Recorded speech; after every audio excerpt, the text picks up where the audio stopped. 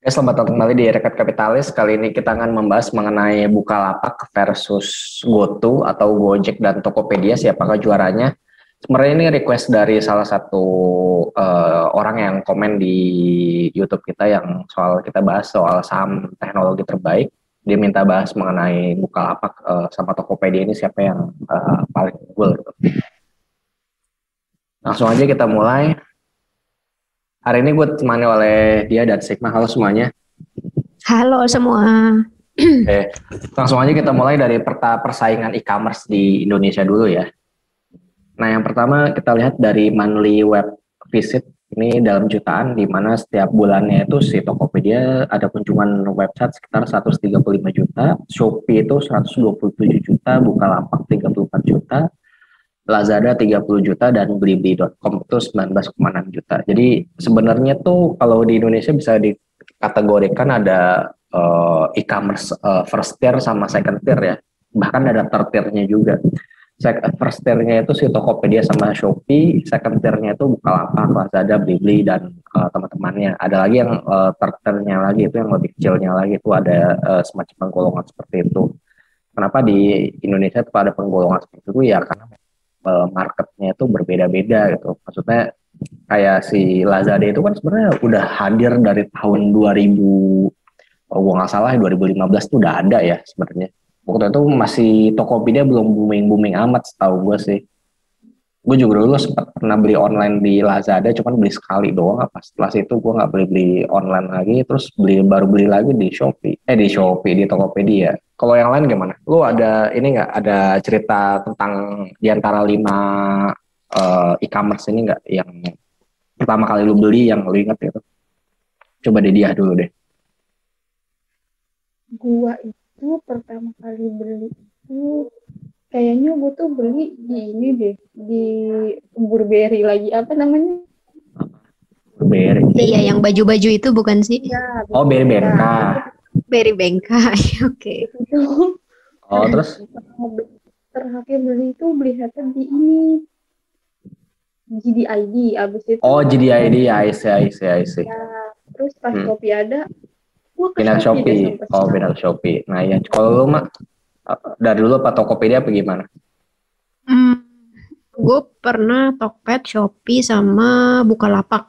Apa? Tapi ya apa namanya, pengalaman konsumer sih gue lebih senang di Tokped ya, karena di Shopee itu nggak tahu kenapa agak kalau buat gue agak susah gitu milih barangnya, karena kan biasanya gue baca komen kan.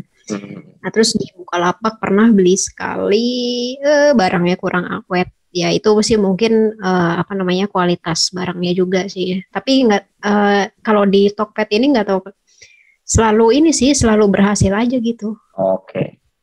Nah sebenarnya kalau kita bilang ya Tokopedia sama Bukalapak atau GoTo sama Bukalapak itu nggak bisa kita secara finansial ya, karena waktu sekarang ini yang bisa kita lihat finansialnya hanya si Bukalapak. Si GoTo itu belum kita bisa lihat finansialnya seperti apa, valuasi seperti itu belum kita bisa lihat karena masih belum listing dan mereka baru rencana doang. Oleh karena itu kita lihat dari peta persaingan, gross merchandise value seperti apa, itu kita lihat dari situ aja gitu, bukan dari segi finansialnya, soalnya belum bisa kita lihat finansialnya seperti apa. Kalau kita Bukalapak kan udah pernah tahu juga ya, udah pernah gue bahas juga, kita udah tahu bahwa saham Bukalapak belum berhasil menguntungkan sampai sekarang gitu.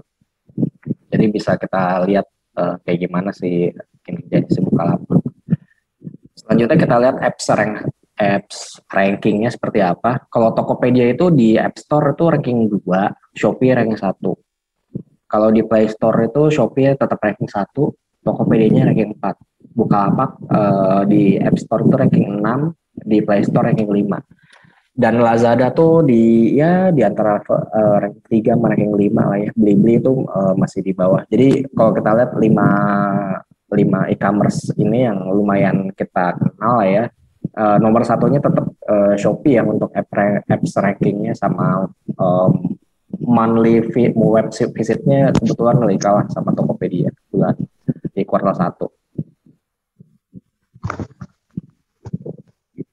Selanjutnya kita bahas mengenai pengikut di sosial media. Kenapa pengikut di sosial media ini penting? Soalnya dari sinilah gambaran orang-orang yang memperhatikan si brand tertentu dari e-commerce gitu. Makanya kita perlu lihat secara satu persatu. Kalau kita lihat Twitter, Tokopedia itu nomor 1 sekitar 800.000, di Shopee itu sekitar 600.000. Yang kalau di Twitter ini ya, nomor 3-nya sih Blibli.com ya, hampir 500.000 lebih. Lazada tuh 400.000 lebih, dan Bukalapak sekitar 200 ribuan. Kalau kita beralih ke Instagram itu yang paling banyak Shopee, hampir 8 juta pengikut. Kemudian Tokopedia 3 juta lebih, kemudian si Lazada hampir 3 juta, Blibli.com hampir 2 juta, hampir sama kayak si Bukalapak. Nah, yang kalau Facebook ini sebenarnya agak unik ya. Lazada ini paling tinggi itu likes-nya atau followers-nya itu sekitar 30 juta lebih. Shopee itu 20 juta lebih, Tokopedia hanya 5 juta lebih, dan Blibli itu hampir 10 jutaan. Jadi gue agak heran kenapa Lazada bisa tinggi di Facebook ya. Gue mikir gini sih, apa karena dia yang pertama yang awal-awal hadir di Indonesia gitu, makanya orang kan waktu masih banyak yang buka Facebook atau apa, jadi orang banyak yang follow sosial medianya si Lazada atau gimana. Gue sih itu perkiraan gue aja ya. Ada yang punya pendapat lain nggak? Kalau misalnya kenapa si Lazada ini bisa unggul di platform Facebook, sedangkan yang lainnya tuh hampir nomor 3 atau nomor 4 gitu. Karena mungkin dia ada lebih sering naruh ads di situ kali ya? Iya, mungkin juga di situ ya. Apa target market mereka juga mungkin orang yang suka main Facebook mungkin? Gue juga kurang tahu juga sih. Pokoknya Twitter ya Tokopedia lah juaranya, Instagram, Shopee, Facebook, si Lazada. Selanjutnya kita bahas mengenai gross merchandise value atau nilai transaksi brutonya dari masing-masing si e-commerce. Kalau kita lihat Indonesia itu gross merchandise value-nya di 2019 itu 21 miliar US dollar, di tahun 2021 naik hampir 100% menjadi 40,1 miliar US dollar. Wow, ini gede banget sebenarnya. Kalau kita rupiahin itu di 2019 sekitar 304 triliun, di 2020 tuh nilainya sekitar 581 triliun. Jadi besar sekali sebenarnya nilainya. Sorry, ini di Indonesia ya transaksi? Ini di Indonesia doang. Di Indonesia doang. Gross merchandise value. Ini cuma di Indonesia doang, marketnya sebesarnya ini kira-kira. Kemudian kita beralih ke market share e-commerce di Indonesia. Nah, kalau kita lihat market shares-nya itu yang paling besar si Shopee 14,2 miliar US dollar untuk gross merchandise value-nya. Terus si Tokopedia 14 miliar US dollar. Selanjutnya tuh Lazada 4,5 miliar US dollar dan Bukalapak 3,3 miliar US dollar. Di sini bisa kita lihat ya market share-nya si Shopee 37%, Tokopedia 35%. Lazada 11% dan Bukalapak yang akan IPO bulan depan itu 7%. Jadi bisa kita lihat gambarannya bahwa kalau misalnya Bukalapak revenue-nya sekitar 2 triliun, ya berarti si Tokopedia ini revenue-nya berkali-kali lipat dari si Bukalapak ya, bisa dibilang. Mungkin bisa nyampe belasan triliun kalau untuk si Bukalapak untuk revenue-nya. Begitu juga dengan si Shopee. Itu yang bikin beda di antara masing-masing e-commerce-nya di situ sih, kalau gue bilang. Ada pendapat lain nggak kalau misalnya bahas tentang market share e-commerce di Indonesia ini? Halo? Gue nggak ada sih. Kalau gue nggak ada sih. Lo Sigma? Dia? Sorry. Nggak ada juga ya?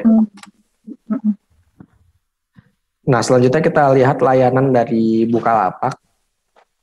Nah, Bukalapaknya ada produk basic, dia ada apparels, ada sepatu, ada tas, ada child care, ada mother care, ada F&B, ada elektronik, ya sama semuanya. Iya. Apa yang ada basisnya di, sama iya, sih. basisnya sama sih. Ada yang apa yang ada di Bukalapak ya ada juga di Tokopedia ya.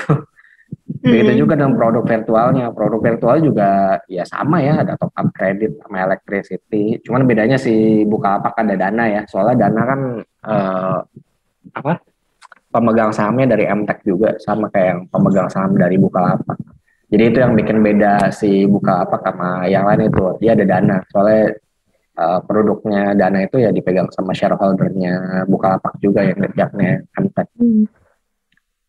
Terus electricity bill, credit card bill, CS sama aja sih, di Tokopedia juga ada. Kemudian investment, nah investment nih mungkin di Tokopedia juga ada emas juga sih. Bukareksa, Mutual Fund. Bukareksa ada. Di Tokopedia juga ada, setahu gua. Send Gold, balance from buka emas, ini gua nggak tahu ada apa nggak fiturnya di Tokopedia. Kemudian ada pinjaman, ini juga pinjaman, buka cicilan, installment without credit card, buka pinjaman, buka modal, apply for credit card. Di Tokopedia ada nggak ya buat ini? Apa tuh pinjaman gitu? Iya pinjaman gitu. Gue baru tau, guys, ini maksudnya pinjaman, Kayak ini bukan sih, kalau di Shopee kan Shopee Pay gitu-gitu. Nah itu Shopee Pay kan buat transaksi kan? Shopee Pay Later juga ada ya? Ada. Kalau Shopee Pay Later kan kayak buat ibarat kartu kredit, kita pakai dulu, nanti pas jatuh tempo kita bayar gitu kan? Iya, ya mirip lah mainnya. Ini pinjaman bisa diduitin bukan sih? Nah itu gue pinjol dong. Itu gue kurang tahu ya kalau si pinjamannya bisa diduitin apa enggak. Yang jelas sih ada pinjaman juga. Kayaknya hampir setiap e-commerce tuh ada lah ya kayak gini-gini itu, maksud gue bukannya sesuatu yang apa ya baru juga itu. Kayak pay-letternya rata-rata ada sih, tapi kalau misalnya dia ada buat pinjaman gitu yang kayak pinjol gitu, nah gue nggak tahu nih, tapi ada pinjaman ada ya? Ya ada, kayak travel juga kan, segimana? Gimana Mak? Iya, kayaknya emang pinjaman di mereka itu pinjaman buat beli produk sama produk jasa yang ditawarin bukan sih? Jadi bukan kayak pinjol-pinjol gitu. Jadi misalnya beli produk A bisa pakai si buka cicilan gitu ya. Ya sebenarnya sama aja sih ya. Di Tokopedia juga ada kayak gitu sih. Iya. Tokopedia juga ada kayak gitu. Ya cuman beda aja namanya. Beda aja. Soalnya di sini tuh ada, gue sih penasaran sih antara bedanya buka pinjaman cash financing sama buka modal capital loan. Capital loan kan? Nah, mungkin itu beda kali ya. Buka pinjaman sama buka modal. Mungkin capital loan buka buat warung atau gimana kali. Soalnya kalau si Bukalapak ini fokusnya di ini ya, di UMKM ya. Kalau kita lihat dia kan ada mitra Bukalapak tuh, ada Bukamart. Dia kayak warung-warung gitu, dia di gua nggak tahu sih, mungkin kerja sama apa gimana gitu. Kayak agen ini Bukalapak, ada Bukamart kayak modal campuran kapital bukan sih? Modal. Iyalah, dia kan ngebiayain warung. Iya, kayak gitu sih kira-kira kali ya. Sebenarnya kalau dia mitra-mitra Bukalapak gini ya, sebenarnya saingannya kayak kalau Jarum tuh udah ngeluarin duluan dari dulu, setahu gua ya, namanya Jarum Retail Partnership atau DRP namanya. Terus kalau Sampurna tuh apa namanya ya? Aduh, ada lah, pokoknya Sampurna juga ngeluarin gitu. Itu buat warung juga. Nah, gue nggak tahu nih persaingan di tingkat warung ini seperti apa gitu. Apakah si Bukalapak ini mampu mendominasi lawan-lawannya? Dimana kan kalau Jarum Retail Partnership kan pasti kerjasamanya sama Blibli.com kan? Iya. Iya dong, kerjasama Blibli.com gitu. Kalau Sampurna, gue kurang tahu dia kerjasama sama siapa. Itu gimana ceritanya sih Bukamart itu atau mitra Bukalapak ini dia bisa bersaing dengan Jarum yang emang dia udah lama hadir dengan jualan rokok gitu. Gimana caranya mereka bisa bersaing di sana gitu loh. Itu yang gue ini sih pikirnya di situ. Apakah dia bersaingnya di kota-kota second tier, third tier, itu yang belum kita tahu sih. Atau ini dia masuk O2O nggak ya? Online tuh offline gitu. O2O jadi lo sih, ya dia kan kalau nggak salah tuh banyak kan tuh itu nih mah kayak bisnis tuh apa itu, pokoknya beda ini sih, beda lah ininya sistemnya gitu. Maaf ya, gue belum begitu familiar dengan cara mitra Bukalapaknya seperti apa. Mungkin kalau ada yang bisa ngejelasin, bisa komen di bawah aja gitu, bisa dijelasin. Oh ini Bukalapak nih mitranya gini ya. Ya kalian boleh jelasin lah di bawah. Untuk gue pribadi mohon maaf belum begitu familiar sama mitra. Tapi yang jelas ini yang bikin beda dia dari Tokopedia. Itu yang bisa gue jelasin di sini. Nah, kita balik ke layanan GoTo tuh. Karena kenapa sih GoTo? Ya karena Gojek ya bergabung dengan Tokopedia. Itu yang bedanya di situ. Layanan keuangan dia ada GoPay, PayLater, GoStore, GoBisklas, GoSure, GoInvestasi. Ini GoInvestasi gue nggak tahu nih investasinya kemana. Ini ada ini kok ada reksadana juga ya, setahu gue. Ada reksadana juga ya, oke.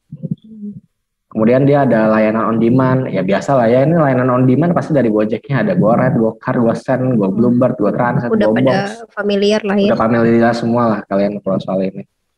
Terus ada e-commerce, ada Tokopedia Salam, ada produk digital, ada mitra Tokopedia, ada toko cabang. Ini toko cabang nih gue belum tahu nih apa maksudnya. Ada Tokopedia Keuangan, ada layanan lokal, Tokopedia Wedding. Ada mitra Tokopedia nih. Ya itu ya, gue belum tahu sih mitra Tokopedia itu kayak gimana maksudnya. Terus ada Tokopedia Wedding, itu kali ya. Kalau orang mau nikah bisa lewat vendor dari sini kali. Oh, WOE. Iya, mungkin ya gue mikirnya kayak gitu sih. Iya Terus Tokopedia Print, gitu, Tokopedia Parents. Jadi yang bikin bedanya yang si GoTo punya dan si Bukalapak nggak punya itu ya jelas ini ya apa? Maksud gue si layanan on demand-nya ini yang si Bukalapak nggak punya. Karena on demand ini ya karena si Tokopedia ambilnya dari fasilitas yang ada di Gojek. Itu yang bikin beda sih. Karena mereka merger. Kalau tidak merger, ya tetap saja tidak punya keuntungan advantage soal logistik segala macam. Namanya bukan GoTo namanya. Nah, bukan GoTo, Tokopedia doang. Nah, lu Ban tadi lihat tuh apa sih market share-nya si monthly user pengunjung bulanan webnya si si Tokopedia kan nomor 1 ya. Mungkin kalau sama Gojek juga lebih ini lagi kali, lebih besar lagi mungkin ya. Tapi karena si Gojek ini berdasarkan aplikasi ya, jadi itu belum bisa kita lihat tuh aplikasi nomor berapa tuh, bukan berdasarkan unduhan ya, berdasarkan user aktif gitu. Kalau aktif kan kalau nggak salah, setahu gue tuh yang aktif tuh nomor 1 si Shopee ya Pak kalau nggak salah. Iya. Iya Shopee kalau nggak salah. Kalau di aktifnya yang di ini ya di gadget ya, di mobile phone ya, smartphone itu kayaknya Shopee deh. Soalnya ya yang sering belanja kan cewek ya, maksudnya sih inilah. Iya biasanya barang-barang household gitu kan, yang murah-murah. Banyak kayak gitu-gitu. Nah pertanyaan selanjutnya, dulu kan sempat nih gue pengen siapa yang lebih baik gitu, Bukalapak atau Tokopedia gitu kan, atau GoTo sorry. Dulu kan sebenarnya gue masih ada niatan mau beli sahamnya Bukalapak ya, terus ternyata pas setelah kapan ya? Minggu lalu lah. Nah terus ternyata pas setelah dilihat-lihat ya tampaknya gue mengurungkan niat. Gue nggak tahu kalau Sigma kayak gimana. Gue nggak tahu sih. Lu nggak tahu ya. Nah terus juga setelah lihat-lihat juga sih, gue mikir kalau Shopee IPO di sini sih gue pengen beli Shopee juga. Shopee ya. Gue sih mikir gitu ya, kalau Shopee IPO dia tuh di luar tuh udah ada belum sih? Gue nggak tahu di luar. Dia biasa Singapura kan kalau dia. Okay. Gue pribadi gue jujur seneng sih kalau Shopee IPO sih, soalnya kan ya GoTo udahlah pasti orang banyak yang akan incer dia gitu. Maksud gue saingan terdekatnya si Tokopedia ya si Shopee maksud gue.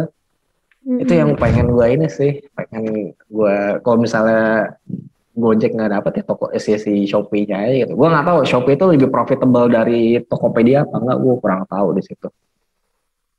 Iya preferensi sih sebenarnya. Iya preferensi. Cuma kalau secara tema ya tiga-tiganya menarik gitu. Tema-temanya kan masih ya. Iya. Kayak punya keunggulan masing-masing ya. Kita kan sekarang ya rame-ramenya kan saham-saham digital juga kan, teknologi gitu.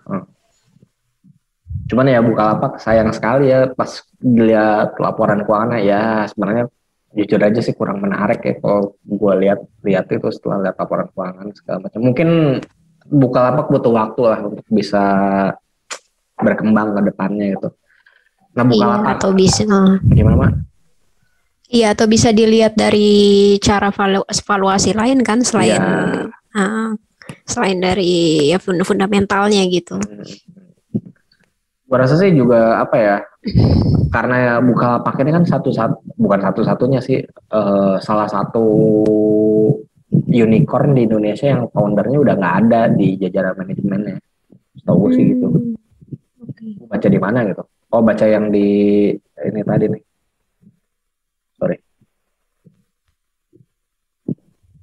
Nah, baca di ini The Lowdown Momentum Asia, si apa Bukalapak ini ya satu-satunya apa namanya unicorn yang foundernya udah nggak ada di jajaran manajemennya gitu, cuman di founder doang. Nggak ada, udah nggak punya porsi kepemilikan gitu ya? Iya, bukan porsi kepemilikan ada si Ahmad Zaki itu masih ada di Bukalapak, cuman udah megang di manajemennya tuh udah nggak ada, maksud gue.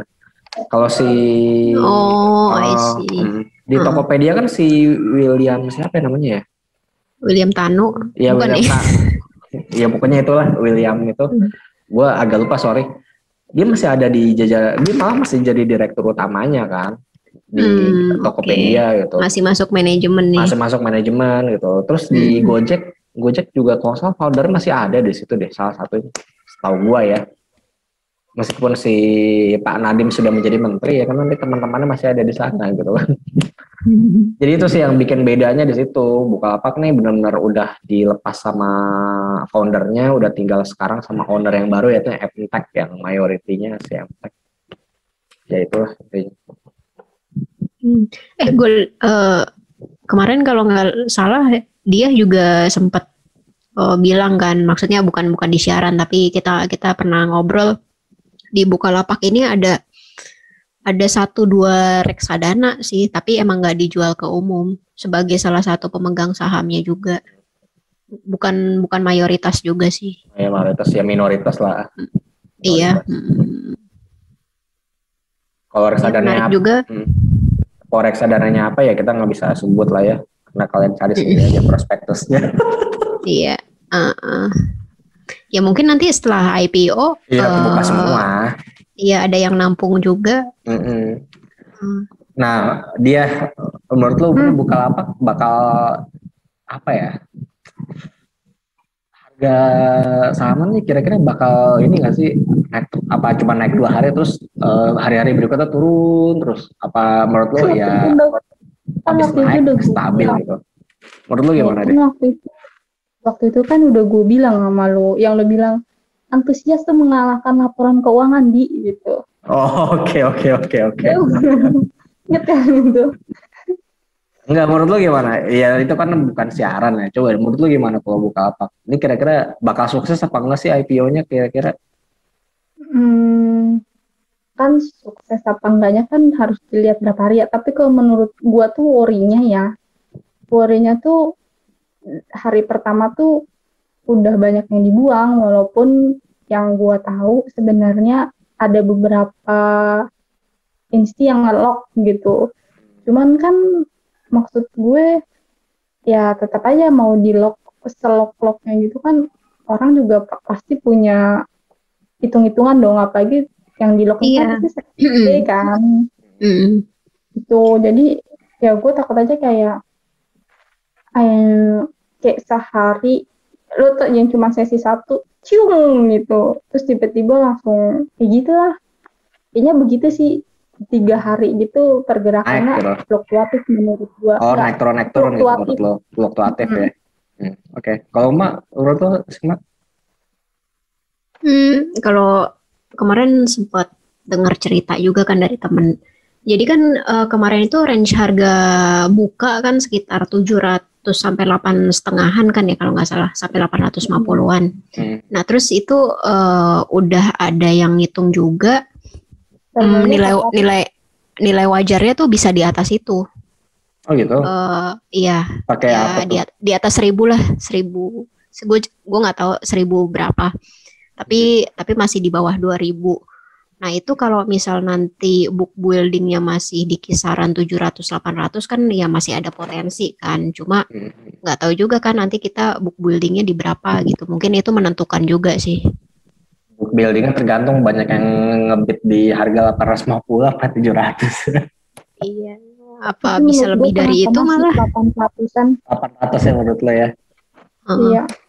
Ya kalau kayak gitu ya kemungkinan masih ini ya, hari-hari pertama masih bisa naik gitu. Bisa naik ya. Soalnya gue lihat apa Bukalapak ini yang masarin makin banyak, makin lama makin banyak gitu. Tadinya kan cuma beberapa sekuritas doang. Kayaknya makin kesini yang retail sekuritas retail tuh makin banyak yang ditawarin gitu.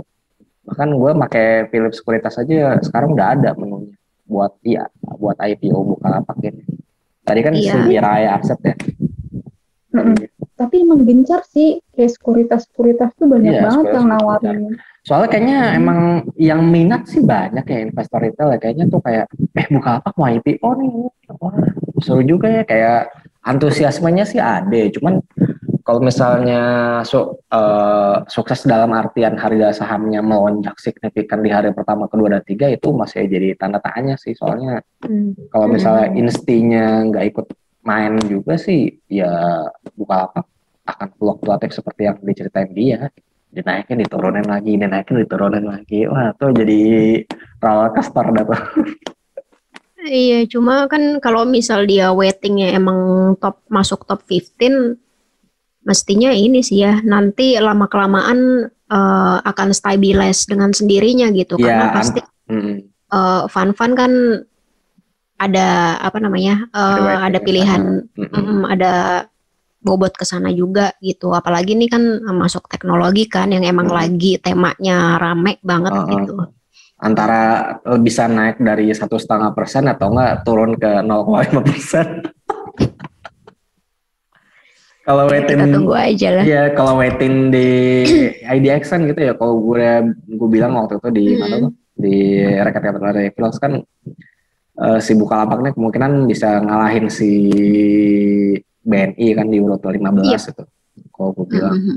Terus kalau misalnya dia itu di harga 850 loh ya, di harga 850. Kalau harganya pas hari pertama kedua IPO bisa naik lebih tinggi lagi, ya udah dia bisa masuk peringkat 13, 12 atau berapa, bisa berada di atasnya lagi.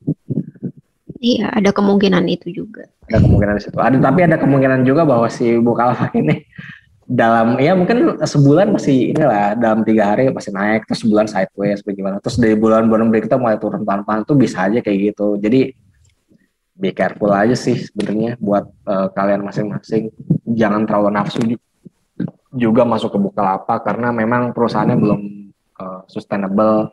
Tapi kalau kalian mengira bahwa saham Bukalapak ini seperti akan saham-saham teknologi yang lainnya bisa naik puluhan persen bahkan ribuan persen, ya itu pendapat kalian. Pendapat gue sih masih butuh waktu lah Bukalapak untuk bisa menari-nari di udara itu kalau gue bilang. Jadi mungkin itu aja ya kalau dari kita itu siapa yang lebih baik, si Bukalapak dan GoTo punya keunggulan masing-masing. Cuman kalau dari berdasarkan gross merchandise value, GoTo jauh lebih unggul. Tokopedia khususnya daripada Bukalapak. Bukalapak merupakan e-commerce kelas tier kedua, dan tier pertamanya itu adalah Shopee dan Tokopedia. Someday nanti di masa depan kalau misalnya Shopee mau IPO, kalau misalnya dia masih bisa mempertahankan kinerjanya sama seperti tahun 2021 dan 2020, kalian bisa beli sahamnya si Shopee karena itu worth it. Kalau gue bilang, setuju nggak lo berdua? Kalau gue bilang Shopee itu worth it. Iya, worth it aja sih. Oh iya lah, orang pelanggan Shopee masa nggak beli Shopee? Iya, sampai berkerdusan ya kan. Pokoknya dia di mana aja, di sekuritas mana aja pasti beli Shopee dah. Mau Shopee mau di mana pasti beli sama dia. Dibela-belain ya dia. Iyalah. Masa udah ngasih duit ke dia nggak ngasih duit ke kita ya? Kan feedback Ya, oke. Jadi itu aja dari kita. Jangan lupa untuk like dan subscribe akun YouTube Kapitalis. Semoga kalian suka pembahasan kita tadi. Kita nggak bahas dari segi valuasi kayak gimana karena GoTo belum IPO dan belum ada financial statementnya seperti apa. Jangan lupa untuk like dan subscribe akun YouTube dari Rakyat Kapitalis. Follow Twitter kita juga di Rakyat Kapitalis. Kalau ada pertanyaan bisa email kita juga di rakyatkapitalis@gmail.com. Jangan lupa dengerin podcast kita juga di Spotify dan Kurio. Gua Farhan, Sigma, dan dia pamit undur diri dulu. Kita akan berjumpa kembali di episode berikutnya. Bye-bye. Bye.